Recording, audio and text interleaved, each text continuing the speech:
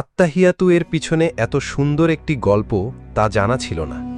আমার বিশ্বাস সবার ভালো লাগবে এবং পড়ার মনোযোগও বাড়বে ইনশাল্লাহ। আত্তাহিয়াতু আসলে অনেক গুরুত্বপূর্ণ একটি দোয়া। এই দোয়াটার পিছনের গল্পটা জানার পর সত্যি আমার হৃদয়টা অনেক কোমল হয়ে গেছে। আত্তাহিয়াতু আসলে আল্লাহর সাথে আমাদের মহানবী সাল্লাল্লাহু আলাইহি ওয়াসাল্লাম কথোপকথন একটা অংশ, যা আমাদের মহানবী সাল্লাল্লাহু আলাইহি ওয়াসাল্লাম ইসরায়েল মিরাজ যাত্রার সময় হয়েছে মহান আল্লাহর সাথে। মহানবী সাল্লাল্লাহু আলাইহি ওয়াসাল্লাম যখন আল্লাহর সাথে কথোপকথন শুরু করে তখন আল্লাহকে আসসালামু আলাইকুম বলেননি।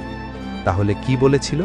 কারণ আমরা মহান আল্লাহকে বলতে পারবো না আল্লাহ আপনার উপর শান্তি নাজিল হোক, কারণ আল্লাহ নিজেই একমাত্র পৃথিবীর সকল শান্তির এবং রহমতের উৎপত্তিস্থল।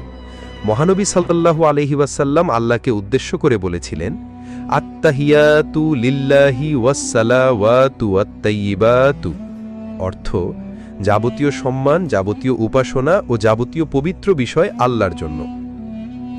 উত্তরে মহান আল্লাহ বলেন, আসসালামু আলাইকা আইয়ুহান নাবিয়্যু ওয়া রাহমাতুল্লাহি ওয়া বারাকাতুহু, অর্থ হে নবী, আপনার উপরে শান্তি বর্ষিত হোক এবং আল্লাহর অনুগ্রহ ও সমৃদ্ধিসমূহ নাজিল হোক।